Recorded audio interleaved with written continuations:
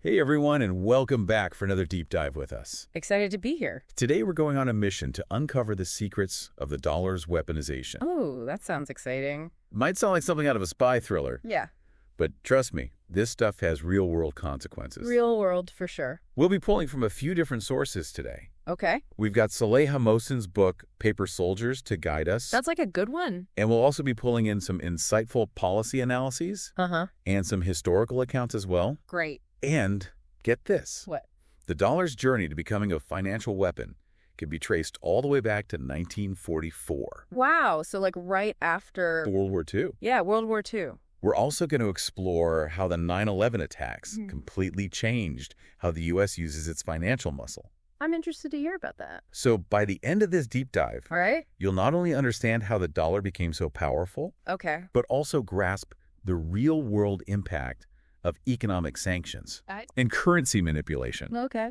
Think of it like this. How? We're going to break down how money can be used as a weapon on the global stage. All right. Ready?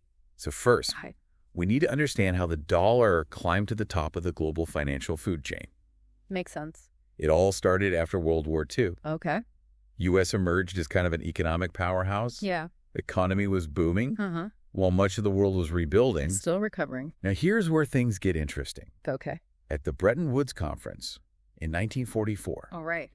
44 countries Wow. decided to peg their currencies to the dollar, So that means that, effectively making it the world's reserve currency. yeah, the world's reserve currency. Lie. This system wasn't just some random accident. Yeah. It was very much a deliberate choice. Okay. Designed to promote global economic integration Interesting. and prevent future wars. So kind of like It's a financial safety net a financial safety net for the whole world. for the world. And that safety net initially had a gold standard, Okay. meaning the dollar was directly tied to the price of gold. Yeah. But then in the 1970s, Mm-hmm. President Nixon takes the U.S. off the gold standard, Being changed. transitioning to a fiat currency system. Okay. So can you explain what a fiat currency is Sure. and why this shift was so significant? Well, a fiat currency is a currency that's not backed by a physical commodity like gold. Its value is based on government decree Okay. and faith in the issuing country's economy. Interesting. This move gave the U.S. a lot more flexibility Uh-huh. in managing its monetary policy, Mm-hmm. but it also opened the door to potential instability. Oh, so more flexibility, Yeah. but also Like- maybe less stability. Yeah, maybe less stability. So instead of a tangible asset like gold backing the dollar, Yeah, it became more about global perception exactly. and market forces. Right. That sounds like a recipe for volatility, right? Yeah, exactly. And that's precisely what happened. In the 80s and 90s, Oh, wow. a period marked by intense currency speculation, Okay. traders were constantly trying to predict the dollar's movements, Yeah. leading to these wild swings in its value. That's crazy. That must have been a real headache for It policymakers. was a huge headache. Yeah. Robert Rubin, during his time as Treasury Secretary in the Clinton administration, Okay. knew this was a problem. Yeah. He wanted to reassure markets Uh-huh. and stabilize the dollar. Okay. So he adopted the famous strong dollar policy. Ah, the strong dollar policy. Yep. It sounds so simple. It does. Almost like a bumper sticker slogan. It's funny you mentioned that because it actually originated from this brainstorming session in a White House room. Wow. Rubin and his team, Okay. which included Larry Summers Uh-huh. and a young Tim Geithner at the time. Oh, wow. They were all grappling with how to communicate this idea of stability Yeah. amidst all this currency chaos. Uh-huh. And that's how this simple, memorable phrase was born. The strong dollar policy. Exactly. Okay, so the strong dollar policy was meant to bring stability. Yeah. But did it actually work? Well, and what were the trade-offs? A strong dollar has its pros and cons. Right. On the one hand, it's great for consumers Yeah. because it makes imported goods cheaper. Hmm. You think about all the stuff that we buy from overseas, Yeah. but on the other hand, Yeah. it hurts U.S. manufacturers Okay. that are trying to compete with those cheaper imports. So cheaper imports may have helped consumers, Yeah, but it also contributed to the decline of American manufacturing. that's true. And so did this ultimately strengthen the dollar as a weapon, Hmm, or did it create new vulnerabilities? that's a great question. Yep. It's a really complex issue. Okay. And the answer is not straightforward. Yeah. A strong dollar can indeed be a really powerful tool Yeah. for influencing global trade and finance. But it also has the potential to backfire by undermining domestic industries Okay. and creating economic imbalances. Interesting. Yeah. And we saw the impact of this globalization firsthand in places like the Rust Belt, towns like Weirton, West Virginia, or Moraine, Ohio. Yeah. Were hit really hard as factories shut down and jobs disappeared. So many jobs lost. Yeah, it was tough. There's this incredible story about an Ohio factory that closed down and then reopened under Chinese management. Wow. They brought jobs back. Okay. But the whole culture of the factory changed. Interesting. They even had chicken feet on the cafeteria menu. What? A little piece of China in small-town Ohio. That's fascinating. Yeah. This illustrates the really complex dynamics of a globalized economy, where decisions made in Washington about the dollar can ripple through communities across the country and even around the world. Yeah. And speaking of global dynamics, we can't forget about the rise of China. Right. China's economic ascendance added a whole new layer to this story. Absolutely. The U.S. and China entered into this Kind of a complicated dance. It was a dance. A mix of cooperation and competition. Yeah. Mutual benefit and mutual harm. A little bit of everything. Yeah. What's fascinating about this relationship is that it highlights the tensions between different economic models. Okay. China's model, which historically involved a lot of government control and currency manipulation, clashed with the U.S.'s free market principles. So you have these two economic giants. Yeah. With fundamentally different approaches. Totally different. How did that play out in terms of the dollar's weaponization? Well, it led to accusations of unfair trade practices from both sides. Oh, wow. Which just added fuel to an already complex geopolitical landscape. Yeah. And then everything changed on September 11th, 2001. 9/11 was a turning point in so many ways. It really was. How did it shift the U.S.'s approach to using the dollar as a weapon? The attacks on the Twin Towers were a huge wake-up call for the U.S. government. They suddenly realized the true extent of their financial power and how it could be used to fight terrorism. So before 9/11, most people probably didn't even think about the dollar as a weapon. Exactly.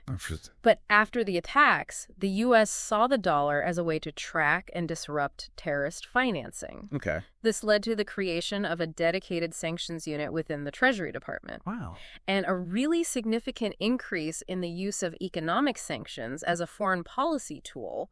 Hold on a second. Before we go any further, Okay. can you explain what economic sanctions are Yeah. and how they actually work? Okay, so think of sanctions as a way to restrict access to the dollar and the global financial system. They're essentially a financial pressure tactic Okay. used to punish bad actors and influence their behavior. So it's like cutting someone off financially, Exactly. but on a global scale. Yeah, on a global scale. So the U.S. starts ramping up its use of sanctions after 9/11. But was there any kind of strategy behind it? Well, there were definitely concerns about the potential for overuse and unintended consequences. For example, Jack Lew, who served as Treasury Secretary under President Obama, warned about the need for a clear doctrine guiding the use of sanctions. Okay.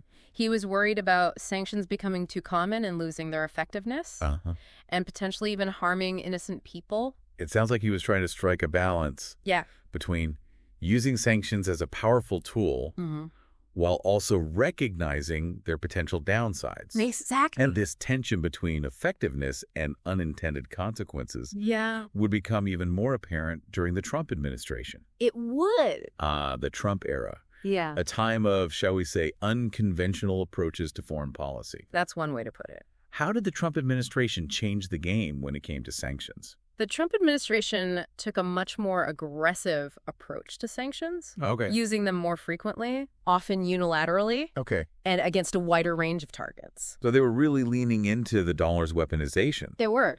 And one notable example of this was the sanctions imposed on Rusal. Yes. A major aluminum producer. Didn't those sanctions cause quite a stir in the global aluminum market? They did. Yeah. The Rusal sanctions sent shockwaves through the global aluminum market. Wow. Highlighting the potential for these unintended consequences when sanctions are used without careful consideration. So it was like a financial domino effect. Yeah, exactly. You sanction one company, and suddenly the entire industry is thrown into chaos. That's right. And this brings us to another defining moment in this story. Russia's invasion of Ukraine in February 2022. A major turning point. Yeah. The sanctions imposed on Russia after the invasion were unprecedented. Okay. They included freezing Russian central bank assets. Wow. Which was a move that sent shock waves through the global financial system. That was a huge escalation. It basically cut Russia off from a significant portion of its foreign currency reserves. It did. And this move triggered a wave of anxiety about the potential for de-dollarization. Yeah, that's right. De-dollarization. Mm-hmm. That sounds ominous. It does. What exactly does that mean? De-dollarization refers to the potential decline of the U.S. dollar as the dominant global currency. Okay. It's the idea that other countries might start moving away from the dollar. Interesting. Either by using alternative currencies for trade or by creating their own financial systems that operate outside of U.S. control. So the weaponization of the dollar is actually pushing other countries to seek alternatives? It is. That seems counterproductive. It can be. Yeah. And that's why the weaponization of the dollar is such a complex and controversial issue. It gives the U.S. immense power. Okay. But it also carries the risk of undermining that power in the long run. Wow. This is a lot to unpack. It is. We've gone from the Bretton Woods Agreement to the rise of China. Right. To the unprecedented sanctions against Russia. Yeah. It's like a crash course in the history of the dollar as a weapon. It really is. And we've only just scratched the surface. That's right. This is where we're going to take a quick pause. Okay. But don't worry. All right. We'll be right back to delve even deeper into the weaponization of the dollar. I can't wait. In part 2. Great. Stay tuned. All right. We'll be exploring the mechanics of sanctions. Okay. The potential for de-dollarization and the future of the global financial system. Looking forward to it. We'll be right back after a short break. Sounds good. You know, one of the things we haven't discussed yet is how this weaponization of the dollar actually plays out. Yeah, in the real world. Like in the real world. Yeah. We've talked about sanctions as this powerful tool. But how does it actually work? Right. How do you cut someone off from the dollar? Yeah, it does sound pretty dramatic. It does. Like something out of a spy movie. Totally. So what's the actual process? Well, it's not as glamorous as Hollywood might portray it. Okay. One of the key players here is the Office of Foreign Assets Control. Okay. Or OFAC. OFAC, all right. They're a relatively small office within the Treasury Department. Okay. But they wield immense power. Wow. Small but mighty. Yeah, small but mighty. Saleha Mohsen, in her book Paper Soldiers, describes them as the ones on the front lines of this financial war. That's a great analogy. It is. When the U.S. decides to sanction an individual company or even a whole country, it's OFAC that makes it happen. Okay. They issue these notices, often filled with legal jargon, that essentially blacklist the target. So they're the ones who decide who gets put on the naughty list. In a sense, yes. What's fascinating is that these notices are just posted on OFAC's website. That's it. No dramatic announcements. Nope. No secret agents knocking on doors. Not at all. Just a simple website update that can have huge repercussions. Yeah, huge repercussions. A website update can cripple an entire economy. It can. How does that work? Here's where it gets really interesting. Okay. Every financial institution in the world that deals with U.S. dollars has to comply with OFAC's sanctions. So we're talking banks. Hedge funds. Investment firms. All of them.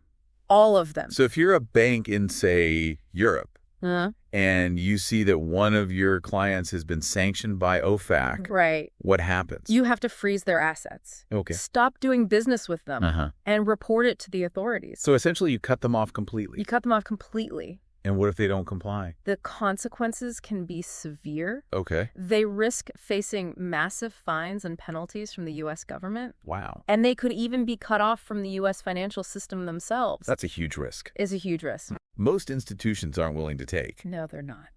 So even though OFAC is this relatively small office, they have a huge reach. They do. They can essentially shut down businesses, cripple economies, and exert pressure on governments around the world. Around the world. It's a powerful tool. It is a powerful tool. But as we discussed earlier, it's not without its risks. Right. The overuse of sanctions can lead to unintended consequences, disrupt global supply chains, hurt allied economies. Yeah. And even create new problems. Exactly. We talked about the Rusal sanctions and how they caused chaos in the global aluminum market. It was a mess. Yeah, it seems like using sanctions effectively requires a very delicate balance. It does. And this balance is becoming even more challenging as the world becomes increasingly multipolar. Yeah, more players on the scene. With the rise of other economic powers, like China. The U.S. can't just dictate the terms of global finance anymore. Not like they used to.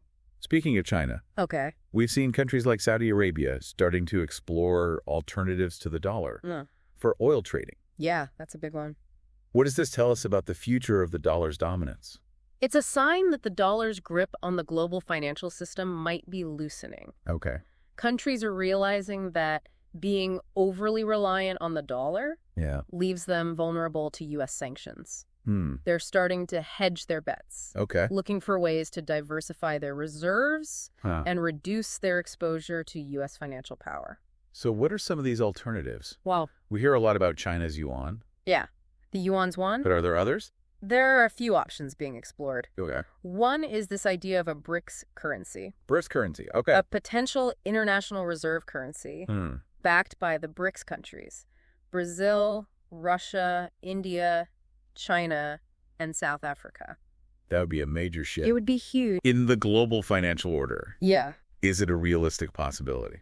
It's hard to say. Okay. The BRICS countries have a lot of internal differences. And it's not clear if they can actually overcome those differences to create a viable alternative to the dollar. But even if they don't create a whole new currency, they're still finding ways to reduce their reliance on the dollar, right? Exactly. Yeah. They're increasing trade with each other in their own currencies. And they're setting up alternative payment systems that bypass SWIFT. SWIFT, can you explain what SWIFT is? Sure. And why it's so important in this context? SWIFT stands for the Society for Worldwide Interbank Financial Telecommunication. Okay, that's a mouthful. It is a mouthful. Yeah.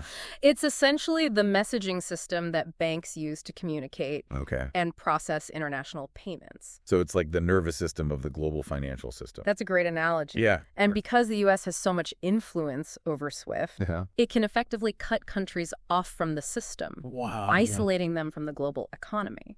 That sounds like an incredibly powerful weapon. It is, but it's also a dangerous one. Why? Because the more the U.S. uses it, the more incentive other countries have to create their own SWIFT-like systems. It seems like the weaponization of the dollar is a bit of a double-edged sword. It is. It gives the U.S. a lot of power. Right. But it also incentivizes other countries to find ways to undermine that power. Exactly. And we're already seeing this happen. We are. Countries are exploring these alternative payment systems, looking for ways to circumvent U.S. control. They are.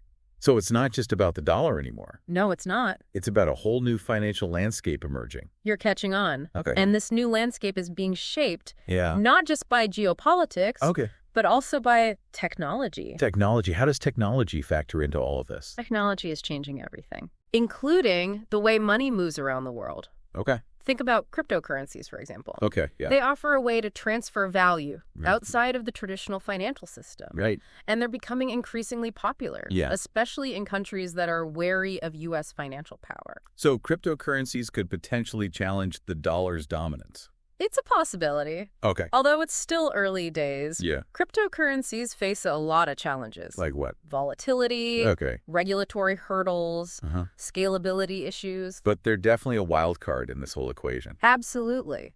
And there are other technological developments that could disrupt the financial system. Right. Like what? For example, central bank digital currencies. Or CBDCs. CBDCs, what are those? CBDCs are essentially digital versions of fiat currencies. Okay. Issued and backed by central banks. So like a digital dollar. Imagine a digital dollar issued by the Federal Reserve. So instead of having physical dollars, you had digital dollars stored in a digital wallet. Exactly. And China's already ahead of the U.S. on this. They are. They've been piloting a digital yuan for several years now. That's right. Wow. So this is already happening. It is. What are the implications if China's digital yuan becomes widely adopted? It could have a really significant impact on the global financial landscape. If China can create a widely used digital yuan, it could start to chip away at the dollar's role. Okay. as the world's reserve currency. That would be a game changer. It could be. Yeah.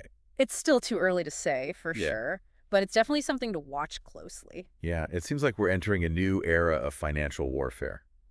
It does feel that way. One where the battle lines are less clear. Yeah. And the weapons are more diverse. You said it. And this new era is going to require a whole new set of strategies and tools. For sure.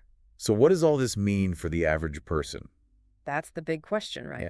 Yeah. How can we navigate this new financial landscape? I think the first step is education. Okay. The more you understand about the history of the dollar, the mechanics of sanctions, and the potential for de-dollarization, the better equipped you'll be to make informed decisions about your finances. Knowledge is power.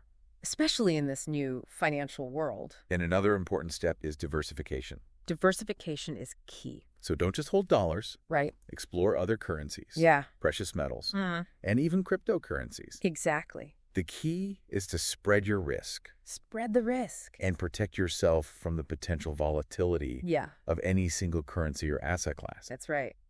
It sounds like we need to become more financially savvy. We do. More aware of these global forces at play. Absolutely. The days of blissful ignorance are over. They are. It's a brave new financial world out there. It is. And we need to be prepared for it. We do. This has been incredibly insightful. It's been a great conversation. We've explored the intricate workings of sanctions. Yeah. The rise of alternative currencies. And the role of technology in shaping the future of finance. It's fascinating stuff. But we're not done yet. Oh. We have one more part to go. Okay. In our final segment, we'll be discussing the ethical implications of the dollar's weaponization. Okay. And what we can do as individuals to navigate this complex landscape. Sounds good. Stay tuned.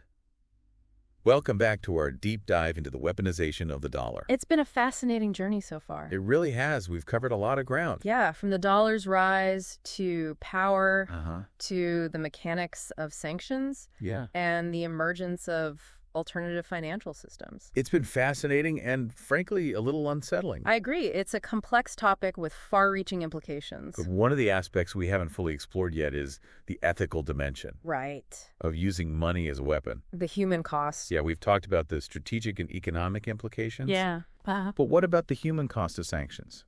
Well, sanctions, while often presented as a more humane alternative to military action, can actually have devastating consequences for ordinary people in the targeted countries. We often hear about governments being targeted. Right. But how do sanctions actually affect the lives of everyday people? Sanctions can lead to shortages of essential goods, like food and medicine. Oh. They can disrupt supply chains, causing businesses to close and people to lose their jobs. That's awful. And they can make it incredibly difficult for people to access basic financial services, like sending money to loved ones or receiving remittances from abroad. So even if sanctions are aimed at specific individuals or entities, the effects can ripple out and harm innocent people. Exactly. And this raises serious ethical questions about the use of sanctions as a foreign policy tool. It's a tough dilemma. It is. On one hand, you want to hold bad actors accountable and deter aggression. But on the other hand, you don't want to inflict unnecessary suffering on innocent people. It's a delicate balance. Yeah. And there's no easy answer. So it's not just about having the power to impose sanctions. It's not just about the power. It's about using that power responsibly. Responsibly and ethically. Ethically. And it seems like there's also a risk that overuse of sanctions overuse is a problem. Could backfire and undermine the dollar's dominance in the long run. That's a real concern. If the U.S. is seen as wielding sanctions too freely.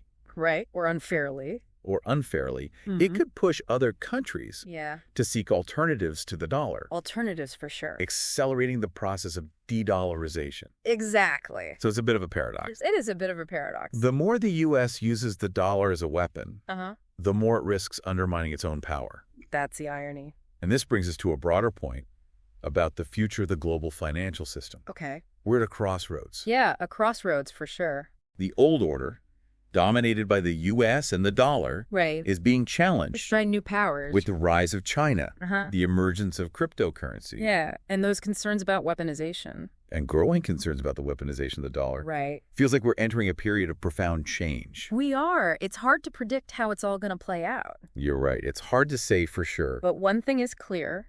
What's that?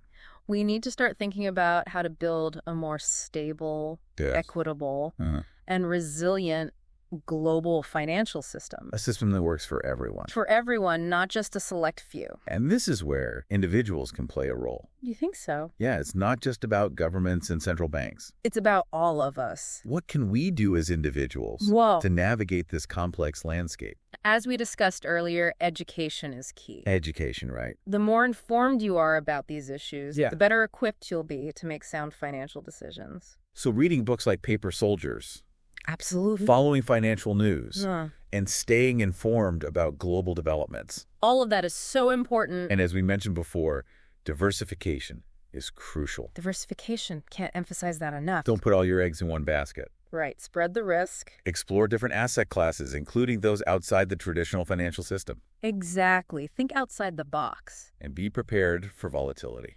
Volatility is the name of the game these days. It seems like we're entering a period of increased uncertainty. It does seem that way. In the global financial markets. Yeah, buckle up. But there's also opportunity in uncertainty. There is opportunity for sure. The key is to be informed, adaptable, and proactive.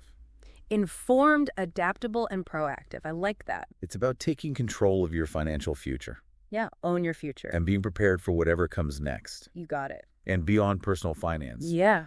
I think it's important to engage in these conversations. Talk to your friends and family about these issues. It's important to have these discussions. Write to your elected officials and express your concerns. Make your voice heard. The more people who are aware of the challenges. And the opportunities. And the opportunities facing the global financial system. Yeah. The better equipped we'll be to navigate them collectively. We're all in this together. So it's about taking personal responsibility. Yeah, taking responsibility. But also about engaging in a broader societal conversation. Right, a bigger conversation. About the future of finance. Exactly, the future is now. That's a powerful message to end on. It is powerful. I want to thank you for joining us on this deep dive into the weaponization of the dollar. It's been my pleasure. It's been a really thought-provoking journey. It has. And I hope it's left our listeners. I hope so too. With a greater understanding of the complexities of global finance. Yeah, the world is complex. And the role we all play in shaping its future. We all have a part to play. Until next time, keep learning, keep questioning, and keep diving deep. That's the spirit.